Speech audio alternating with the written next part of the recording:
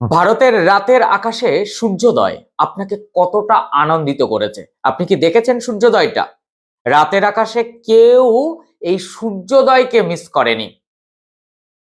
আজ অঘটনের বিশ্বকাপ হতে চলছিল।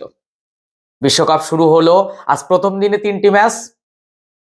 তৃতীয় ম্যাচে ভারতের সামনে ছিল আমেরিকা। ইউএসএ এর নিয়ন্ত্রিত বোলিং, ওরা যেন পড়ালেখা করে এসেছে একেবারে। অঙ্ক কষে কষে অভিষেক শর্মার ডেলিভারি, অঙ্ক কষে কষে ঈশান কিষানের ডেলিভারি, অঙ্ক কষে শিবম দুবেকে আউট করে দেওয়া। Congratulations USA. এবং তার বেশিরভাগটাই ভারতীয় বংশোদ্ভূত, তাই চিনতে সুবিধা হয়েছে মনে হচ্ছে। কিন্তু স্কাই তো ছাড়বেন না। স্কাই চুনগাম চিবাতে চিবাতে প্রত্যেকটা বল মেপে মেপে মেপে, যেখানে স্কোর 100 হচ্ছিল না, 161-তে পৌঁছে দিলেন স্কাই। নিজে 84 করলেন 49 বলে, নট আউট হয়ে সাজঘরে ফিরলেন। ভারতকে একটা সম্মান রক্ষা করলেন। ক্যাপ্টেন তো তাকেই বলবো যে এই রকম দিনে, এই রকম সম্মানহানির দিনে সম্মানকে ফিরিয়ে দেওয়ার অন্যতম কারিগর হয়ে ওঠেন। আজকে ইউএস এর বিরুদ্ধে যখন একের পর এক উইকেট পড়ছিল, সেই সময় কিন্তু অতি বড় ভারতীয় সমর্থকরাও একেবারে হাসপাস করছিল যে আজ হয়তো ইউএস এর কাছে একটা হার দিয়ে শুরু করতে হবে বিশ্বকাপ। সেই আর্জেন্টিনার বিশ্বকাপের প্রথম ম্যাচ হার এবং ট্রফি জয়, বিশ্বকাপ জয়, সেই রকম কি হতে চলেছে? আজকে 3টে ম্যাচ ছিল। প্রথম ম্যাচে একেবারে খাবি কাটতে কাটতে নেদারল্যান্ডসের কাছে মাত্র 3 উইকেটে কিন্তু জেতে পাকিস্তান। কিন্তু পাকিস্তানের জেতার কথা ছিল না, কিন্তু এই যে বড় দল হলে অপেক্ষাকৃত ছোট দলকে ওই যে মাতসোনায় গিলে খেতে পারে। আর দ্বিতীয় ম্যাচে ওয়েস্ট ইন্ডিজের অবস্থা ভালো ছিল না, স্কটল্যান্ডের কাছে হার ছিল, কিন্তু শেষে তাদের জয় হয়।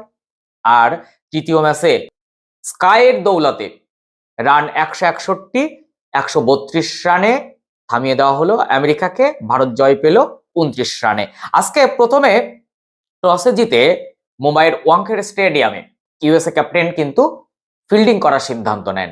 আমরা ভেবেছিলাম অভিষেক ঝড় উঠবে, ঈশান কিষান ঝড় উঠবে, আমি তো বলেছিলাম তিলক ভার্মা ঝড় উঠবে, কিছুই হলো না।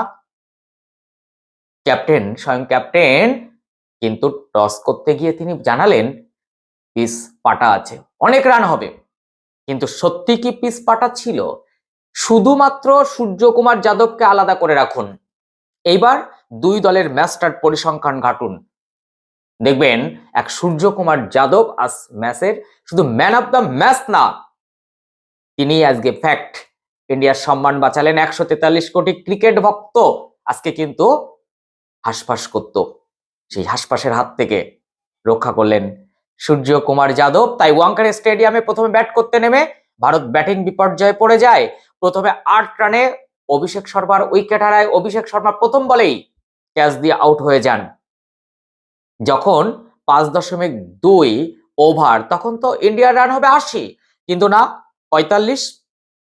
2 উইকেট, তখন ঈশান কিষান আউট হয়ে গেলেন।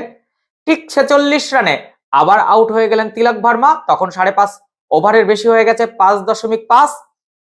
46 রানেই 4 উইকেট শিবম দুবে। পুরোপুরি 6 ওভার, 46 রান আর 4 উইকেট। 2024 ওয়ার্ল্ড কাপ থেকে এই 2026 ওয়ার্ল্ড কাপের মধ্যেই কোনোদিন এই রকম অবস্থা হয়েছে ইন্ডিয়ার? আজকে কিন্তু সেটা হয়েছে, কারণ আজকে 77 রানে 6 উইকেট হয়ে গিয়েছিল ইন্ডিয়ার। সেখান থেকে Hardik fail, Ishan Kishan fail, Shivam Dube fail, Rinku Singh fail, Abhishek Sharma fail, মাঝখানে একটুখানি দ্বীপ জ্বালিয়ে গিয়েছিলেন তিলক ভার্মা। একটু হলেও অক্ষর প্যাটেল একটুখানি প্রদীপ জ্বালানোর চেষ্টা করলেন, কিন্তু সমস্তটা এই রাতের আকাশে একেবারে বিশাল এক রবিবার, এক সূর্যের পথ দেখালো ভারতের দল। সেই ভারতীয় দলের আজকে সম্মান রক্ষার জন্য ক্যাপ্টেন সূর্যকুমার যাদব 4টে 6 মারলেন, 10টা 4 মারলেন, 171 স্ট্রাইক রেট। 30 বলেও তিনি 50 করতে পারেননি, কিন্তু 49 বলে 84-এ পৌঁছে গেলেন। শেষ ওভারেও তিনি 20 রান নিলেন। আজকে যে শটগুলো মারলেন, সত্যি এই শটগুলো ক্রিকেট জগতে নেই, নতুন নতুন নাম।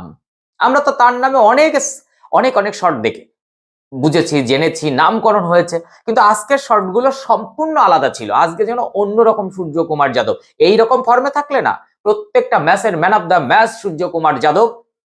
এবং তারপরে প্রতিদিন তো অভিষেক, প্রতিদিন তো ঈশান কিষান ফ্লপ করবেন না। তিলক ভার্মা তো রান করবেনই, শিবম দুবে রান করবেন, রিঙ্কু সিং রান করবেন, হার্দিক পান্ডিয়া রান করবেন। 8জন ব্যাটার ছিল ইন্ডিয়ার, টিমটা যথেষ্ট বেটার।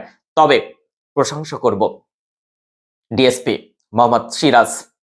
ফিরলেন তো রাজার বেশে ফিরলেন, তার এই বিশ্বকাপ খেলারই কথা না। কিন্তু দেখুন কোথায় হর্ষিত রানা, তাকে নিয়ে আমরা বুক বাঁধছিলাম, চোট হয়ে গেল, আর সেখানে জায়গা নিয়ে নিলেন ডিএসপি সিরাজ। কিন্তু সিরাজ আসলেই যে দলে খেলবেন এটা কিন্তু কেউ ভাবেনি।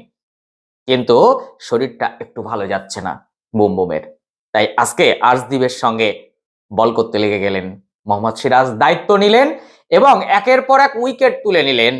যেখানে 162 রানের টার্গেট নিয়ে ইউএসএ ব্যাট করতে নামলো, সেই সময় তাদের একের পর এক উইকেট যেতে দেখলাম।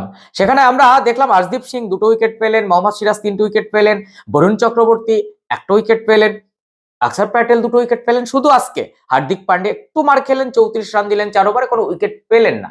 কিন্তু আমরা 8 রানে 1 উইকেট, 11 রানে 2 উইকেট, 13 রানে 3 উইকেট, এইভাবে উইকেটের একেবারে। কিন্তু ইউএস এর নতুন দল হিসাবে দেখুন, ইউএস এর প্রত্যেকটা প্লেয়ার তারা কিন্তু খেলাতে পেশাদারি না, তাদের অন্য কাজ আছে, তারা তার মধ্যে দিয়ে খেলে। নেদারল্যান্ড তাদের অন্য কাজ আছে, তার মধ্যে দিয়ে খেলে। স্কটল্যান্ড এটা ইন্ডিয়ার মতো না যে প্রত্যেক দিন ঝড় বৃষ্টি জল ওরা ক্রিকেটই খেলে, অন্য কোনো কাজ নেই, ক্রিকেটই ওদের পেশা, নেশা, কিন্তু ওরা নেশাতে খেলে।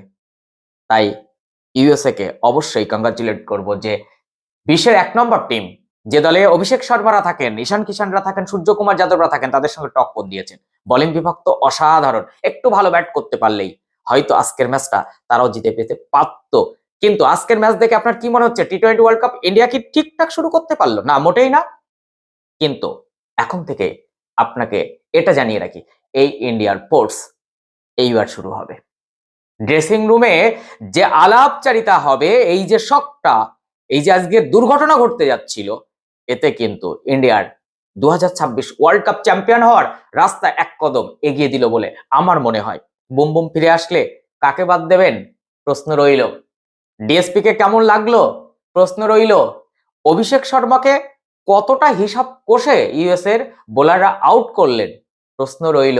ঈশান কিষানের ঠিক ব্যাটে লাগছিল না আজকে, 2টো বিশাল ছক্কা মেরেছিলেন বটে। আপনি জানেন এই টোটাল 7টা 6 মেরেছে ইন্ডিয়া, ওরাও 7টা মেরেছে। যেখানে এক অভিষেক শর্মাই 8 থেকে 9টা 10টা 6 মেরে দেন, সেখানে আজকে কিন্তু এই জায়গা থেকে টোটাল 6-এর সংখ্যাটা অনেক কম ছিল। ওয়াংখেড়ে স্টেডিয়ামের পাটা পিস নয়, বলটা থমকে আসছিল। যাই হোক, 29 রানের এই জয় ভারতকে কিন্তু অনেকটা অক্সিজেন দিয়ে দিল। আমরা দেখব নেক্সট ম্যাচ ইন্ডিয়া ঘুরে দাঁড়াবে কি দাঁড়াবে না, ওই ম্যাচেই আমরা বলে দিতে পারবো ইন্ডিয়া কতটা শিক্ষা নিয়েছে আজকের ম্যাচ থেকে।